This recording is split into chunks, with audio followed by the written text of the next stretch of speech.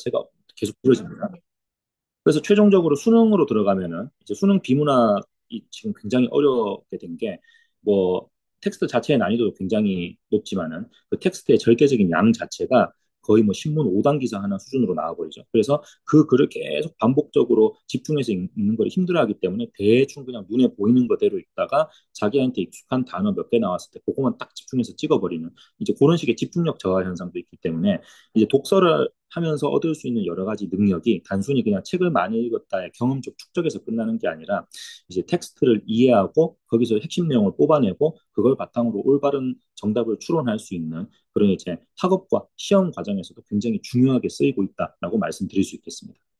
그래서 이제 학생들이 책을 읽을 때는 이제 단순히 많이 읽었다, 빨리 읽었다 해서 끝나면 안 되죠. 체계적인 독후 활동을 꼭 해야 됩니다. 그래서 단순히 나 이 책 읽어봤음. 나 이 책 예전에 무슨 내용인지 대충 알고 있음. 여기서 끝나는 게 아니라 그 책의 내용을 바탕으로 자기의 생각을 어떻게 표현을 해봤는가. 그리고 다른 사람과 그 내용을 나누어 봤을 때 서로 어떤 다른 관점이 있고 내가 그 의견을 교환하는 과정에서 무엇을 배울 수 있었고 그래서 내가 이 책과 관련된 내용을 통해서 뭐가 더 나아졌고 앞으로 어떤 거를 더 배워보고 싶다. 이런 식으로 독서에 대한 자신의 경험과 생각을 적극적으로 발산하고 그거를 반복적으로 숙달을 할 필요가 있는데 학생들이 뭐 학원 숙제하기도 바쁘고 뭐 여러 가지 활동을 많이 해야 되다 보니까 그런 독후 활동의 설계를 혼자서 목표를 세우고 하기엔 좀 힘들죠. 그렇기 때문에 이제 그 교과 내용과 연계해서 일단 올바른 책을 좀 골라주고 그다음에 그 책을 단순히 읽고 끝 이게 아니라 이 책을 읽고 독후 활동을 하는 과정에서 우리가 어떤 목표를 한번 잡아보자. 혹은 이제 또 학생들이 뭐 국제든 국내든 이제 사회의 여러 가지 모습을 알려주는 뉴스를 또 많이 보지는 못하기 때문에 이 책의 내용을 현대 사회에 끌고 왔을 때 우리가 어떤 식으로 시각을 넓혀볼 수 있을까? 현실 연계점 이런 부분들을 좀 함께 도와줄 수 있는 적절한 가이드가 필요하죠. 그리고 또 내신 산출 과정에서 수행평가 중요도가 굉장히 상승하고요. 근데 대부분의 수행평가는 이제 참여하고 발표하고 토의하고 토론하고 글 쓰는 형식으로 다시 말해서 단순히 공부를 열심히 했다 해서 끝나는 게 아니라 그 내용을 글이나 말로 적극적으로 올바르게 표현할 수 있는 능력을 필요로 합니다. 또한 이제 뭐 그 자기 능력을 이 표현을 할 때 논제가 단순히 논제 하나 문제 하나 던져주고 그냥 자기 생각을 쓰시오 이게 아니라 그 논제와 관련된 뭐, 뭐 다른 뭐 텍스트 비문학 텍스트 인용이라든가 아니면 표를 보여준 다음에 그 자료를 체계적으로 분석해서 정확히 쟁점 사항을 찝어낸 다음에 자기 의견을 표현할 수 있는가 이런 능력도 필요로 하기 때문에 저희 CNA 논술에서 이제 여러 가지 독후 활동과 관련된 수업을 이제 진행을 하고 그 다음에 선정 도서 내지는 선정 도서 쟁점과 관련된 다양한 발표 활동과 토론을 통해서 이제 책의 내용을 복기를 잘 하고 문제를 해석해서 친구들과 의견을 나누고 올바른 언어로 발표할 수 있는 그런 솔루션을 제공할 수 있다라고 말씀드릴 수 있겠습니다. 자, 그러면은 이제 그런 솔루션 이제 실천을 위해서 저희 학원에서 쓰고 있는 교재가 어떤 구성으로 이루어져 있는지 설명을 드리겠습니다. 저희 학원 교재는 일단 어휘 테스트를 먼저 하죠. 이제 저희가 가지고 있는 문제의식이 이런 겁니다.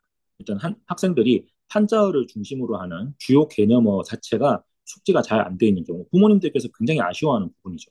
이 주어진 어떤 상황을 표현할 때 있어 가지고 정확한 한자어 개념어를 찾아 가지고 효율적으로 말이나 글로 설명할 수 있는데 그 부분에 대한 숙지 자체가 안 돼 있다 보니까 주로 이제 고유어 중심으로 내지는 학생들이 그 자기 친구들이랑 편하게 쓰는 일상어 위주로 빙빙 돌려서 굉장히 막 분량 이만큼 늘려서 말하는 경우가 있죠.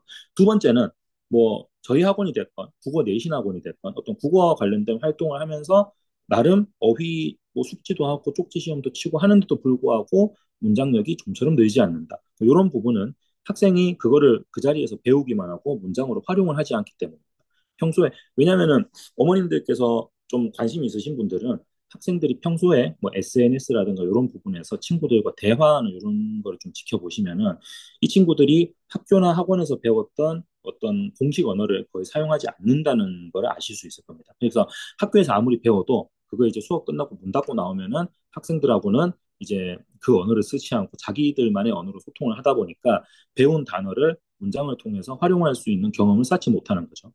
그래서 이 어휘 부분의 학습 목표는 일단 선정 도서 내에서 요 나이대에서 알아야 될 주요 개념을 잘 숙지를 시키고 이제 그거를 꼭 예문을 활용해서 발표를 하게 하죠. 그래서 저희 이제 학원 수업에서 주어진 시간 안에서라도 그 문장을 이제 문장을 그 어휘를 문장을 통해서 활용을 하게 하고 그 문장이 과연 문맥에 맞는 문장인가.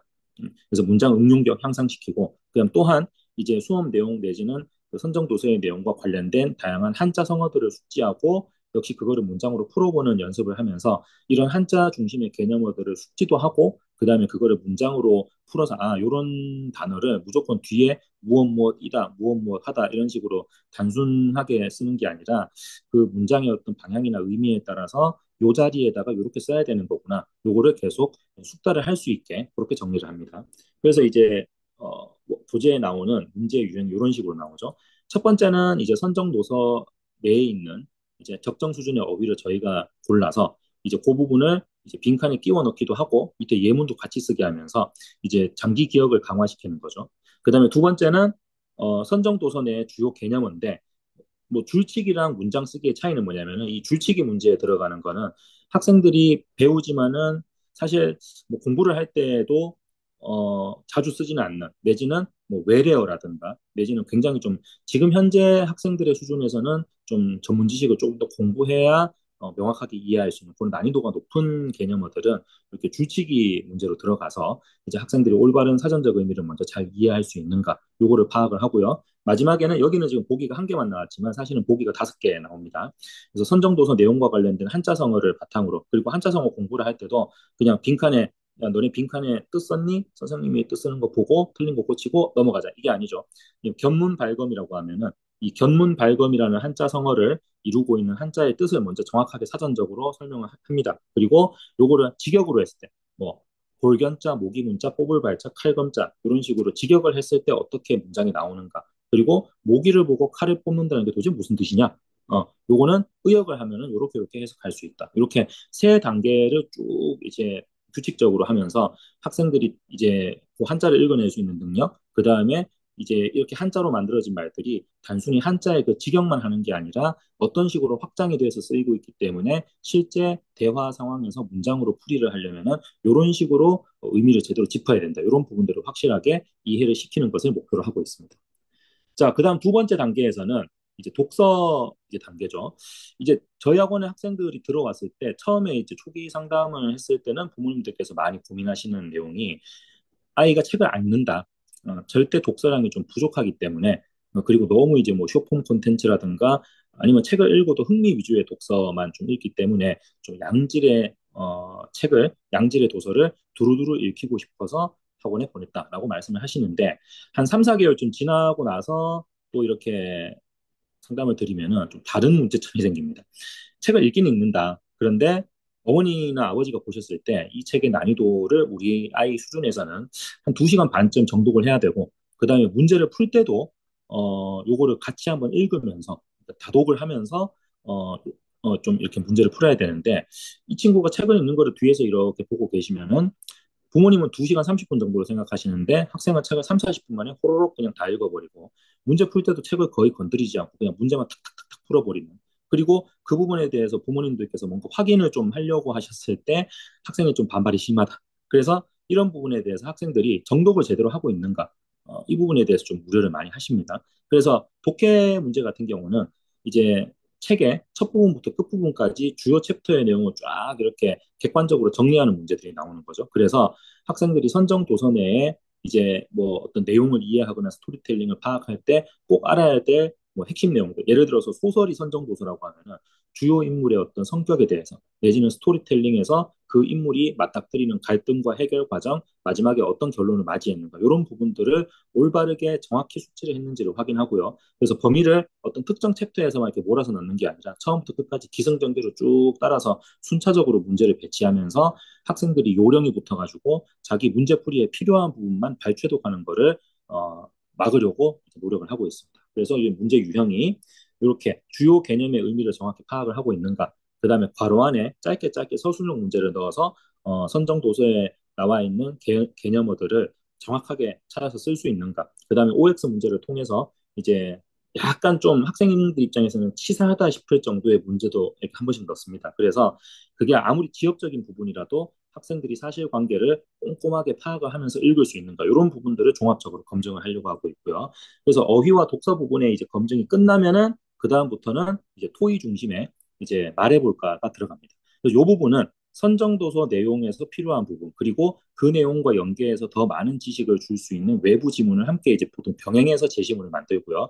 그래서 책 안에 있는 학습 목표와 연계해서 학생들이 이 부분은 꼭 이제 꼼꼼하게 숙지를 하고 확장을 했으면 좋겠다라고 저희가 선정한 주제별 지식에 대해서 이제 확장된 범위의 지식을 전달하는 역할을 하고 있습니다. 그리고 이제 그걸 바탕으로 문제를 풀고 논의를 하는데 이제 그 문제를 풀 때 저희가 좀 목표로 하고 있는 거는 그냥 단순히 자기 생각만 이야기하고 끝나는 게 아니라 그 텍스트를 학생들이 정확히 이해를 해서 그걸 바탕으로 이야기를 할 수 있는가. 그러려면 먼저 정확한 이해가 선행되어야 되겠죠. 그래서 제시문 독해를 올바르게 했는가. 그래서 문제 유형이 보통 두 가지가 나오는데 그 중에 첫 번째 전반부 문제 유형이 특정 제시문 내지는 전체 제시문의 내용을 올바르게 요약 정리를 했는가. 요거를 검증하는 이제 서술형 문제를 많이 내고요. 이제 그 부분에 대해서 정확히 정리됐다는 게 검증이 되면은 그걸 바탕으로 이제 그 제시문의 내용과 관련된 뭐 가치 평가 내지는 꼭 뭐 좋고 나쁘고를 떠나서 이제 이 부분을 현실적으로 적용을 시키기 위해서는 어떤 부분을 고려해야 될 것인가 뭐 이런 식으로 자기의 주관적 생각을 표현할 수 있는 그런 문제를 저희가 제출을 합니다. 그래서 요 이제 예시 같은 부분도 첫 번째가 이제 제시문 가를 참고하여 미국에서 대공황 발생 이유를 정리해보자.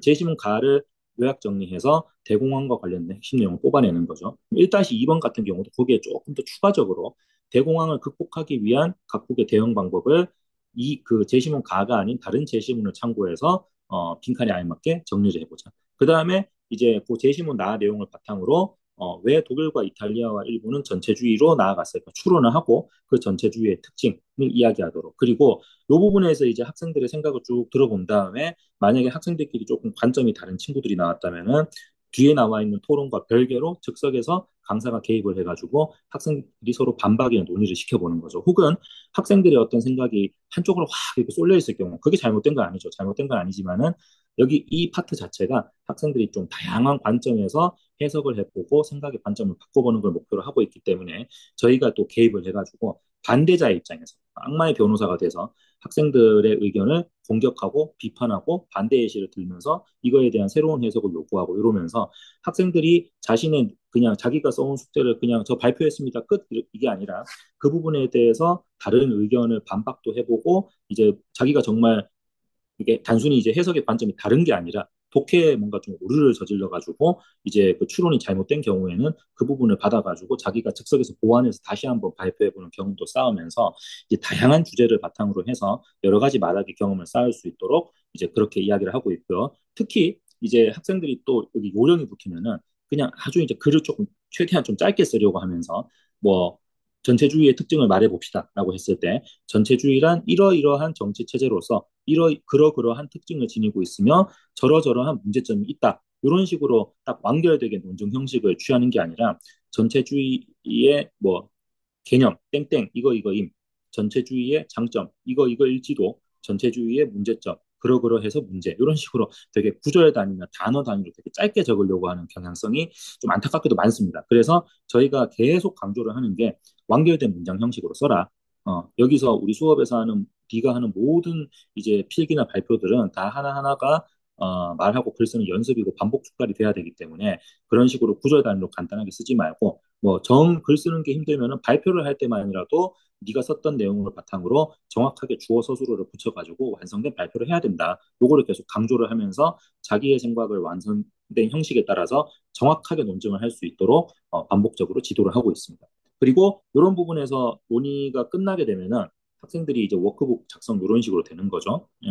그래서 이 부분 같은 경우는 일단 학생이 굉장히 좀 필기 열심히 하는 친구고요. 그 다음에 지금 빨간색, 뭐 초록색이나 파란색으로 쓰여진 이런 부분들이 이제 학생이 수업하면서 이제 강사가 정리해준 내용에 대해서 본인에게 조금 부족한 점, 미처 생각하지 못했던 부분을 이렇게 정리하는 부분입니다. 그래서 이렇게 요거 같은 경우는 조금 구절 단위로 쓰긴 했는데 이때는 이제 수업 내용이 좀 많아가지고 학생이 좀 바쁘게 정리를 하고 양을 되게 좀 많이 쓰다 보니까 이렇게 됐고 또 요거를 저희가 이제 수업 끝나고 집에 가기 전에 검사를 한번 해보면서 이 부분에 대해서 학생이 정리를 하면서 어떤 부분을 확실하게 알 수 있었고 이제 그 부분은 자기가 쓴 거랑 뭐가 달라가지고 요거를 보완했는지 서로 계속 이렇게 토크를 하면서 이제 학생이 요걸 통해서 뭘 새롭게 배울 수 있었고 그 부분을 통해서 어떤 내용을 확장을 할 수 있을까? 요거를 검증을 해서 이제 귀가 조치를 시키게 되는 거죠. 그리고 만약에 이렇게 표 해석 문제 같은 거를 학생들이 좀 어려워서 못 풀어올 수도 있는데 일단 이런 못 풀어오는 문제에 대해서는 저희가 먼저 물어봅니다. 이 문제를 못 풀어왔는데 안 풀어온 거냐, 못 풀어온 거냐.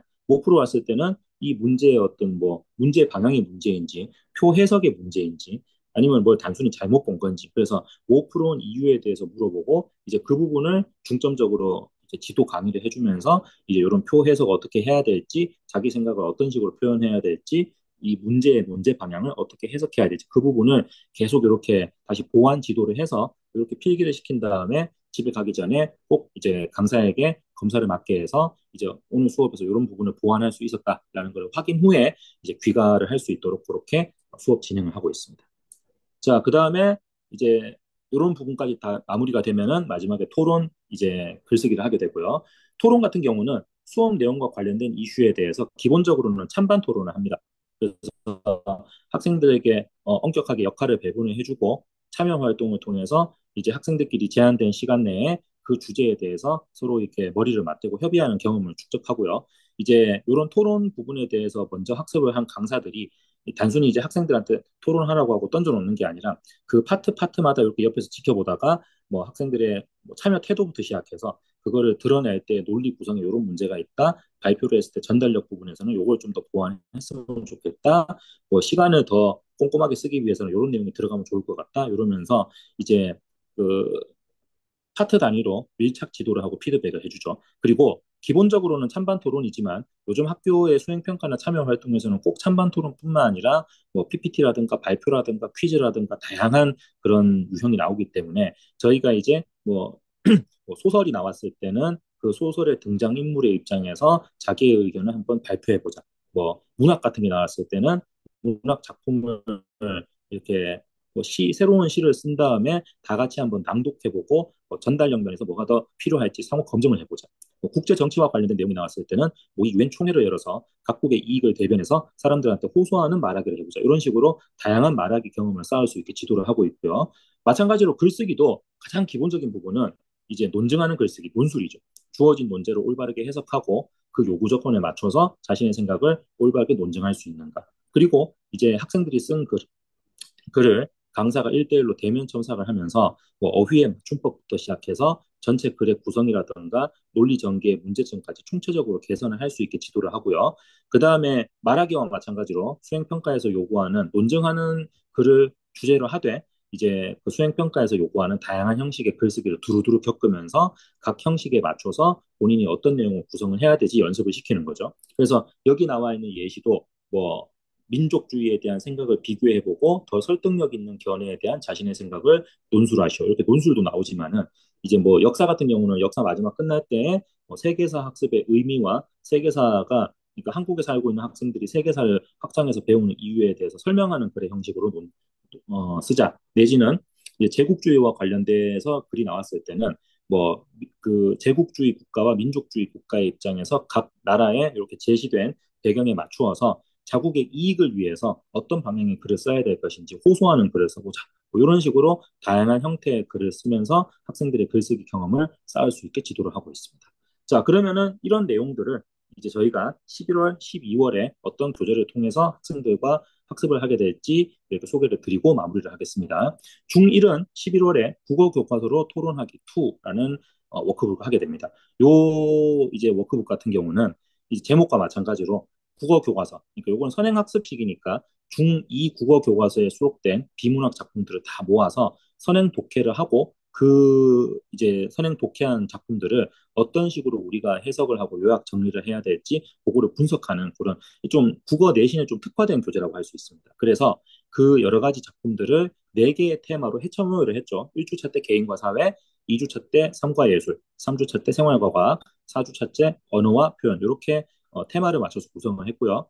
요 안에 있는 문제는 IB 중등 교과과정 프로그램을 좀 적극적으로 반영해서 맞춤형 문제로 구성을 했습니다. 그래서 맨 이제 제시문이 나오고 그 다음에 맨 처음에 나오는 거는 이제 읽은 제시문의 문단별 중심 내용을 올바르게 개념 이해해서 정리할 수 있는가. 그다음에 두 번째는 그 글에 나와 있는 주제를 다양한 교과 예를 들어서 국어와 사회, 국어와 역사, 국어와 과학 이런 식으로 다양한 교과와 융합시켜가지고 자신의 생각을 쓸 수 있는가. 그 다음에 이제 국제사회에 내지는 현대사회의 다양한 외부 사례들을 가지고 와서 이 글에서 다루고 있는 주제나 소재를 글로벌 맥락으로 연결해서 확장하는 글쓰기를 할 수 있는가.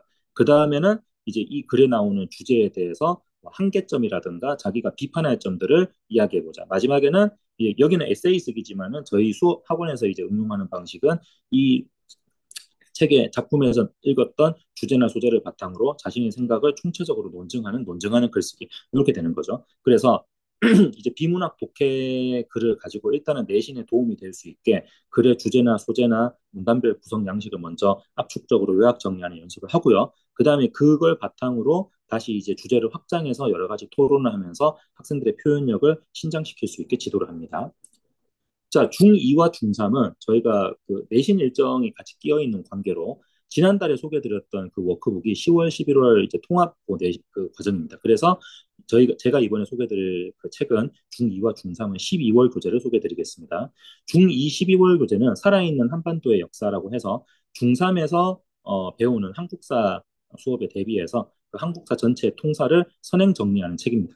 그래서 선정 도서는 휴머니스트 출판사에서 나오는 살아있는 교과서 한국사고요. 5주 구성으로 구성을 했습니다. 1주차 때는 선사 시대부터 이제 통일신라와 발해를 가름하는 남북국 시대. 그럼 2주는 고려의 성립과 변천, 3주는 조선의 성립과 발전, 4주는 조선 말기 개항기부터 일제강점기, 5주는 이제 해방 이후 우리가 살고 있는 요 시기에 이르기까지의 현대사 이렇게 시기별로 이렇게 통사를 나눠놨고요. 그 전체 목적은 이제 한국사 수업 본격적으로 시작하기 전에 학생들이 한국사의 어떤 그 전체적인 통사를 이해하는 데 꼭 필요한 개념과 맥락을 정리하고 그 부분을 바탕으로 역사적 주요 사건이라든가 인물에 대해서 비판적으로 이해를 할 수 있게 돕는 것입니다. 그래서 워크북의 주 내용이 각 시대별 통사를 정리하는 과정에서 꼭 필요한 뭐 왕조와 사회의 어떤 제도적인 측면들, 그 사회의 핵심 요소들을 정리를 하고요. 그 다음에 각 시대별로 일어났던 주요 사건들, 예를 들어서 뭐 1주차에서는 신라의 삼국 통일은 어떤 의미가 있는가, 2주차에서는 뭐 몽고의 침입에 어떻게 저항을 했는가, 뭐 무신 정권, 무신 정변은 어떻게 발생했는가 이런 식으로 그 시대별로 꼭 알아야 될 주요 사건들이 왜 어떻게 일어났고 그 사건의 경과가 후대에 어떤 영향을 끼쳤는가 이렇게 이제 통시적으로 이렇게 이해하는 걸 목적으로 하고 있고요. 그다음 세 번째는 각 주차별로 중요 내용에 대해서 우리가 비판적 토론을 해보는 거죠. 1주차 때는 신라 시대 골품제의 한계점에 대해서 논해보자. 2주차에서는 무신 정권의 정당성이 과연 있는가? 4주차에서는 독립운동이 실력 양성 운동과 무장 그 투쟁 운동으로 나눈 양상을 설명하고 둘 중에 어떤 게 더 우선순위가 되어야 된다고 생각하는가. 그다음 마지막 5주차는 이제 현대사의 여러 가지 문제를 언급하면서 그러면 이제 미래지향적인 관점에서 우리가 살고 있는 시대도 미래에서 봤을 때는 하나의 역사가 될 수 있으니까 그러면은 우리 현대 지금 우리가 살고 있는 요 시점에서 나중에 어떤 역사적 중요성을 이야기할 수 있는 문제점은 뭐가 있을까? 이런 식으로 그래서 과거부터 현재까지 역사의 다양한 주요 사건들에 대해서 자신의 의견을 적극적으로 의견하는 활동을 한 다음에 마지막에 주제별 글쓰기를 하면서 마무리하는 이런 구성으로 되어 있습니다. 자, 중3은 예술과 도시라는 제목으로 되어 있고요.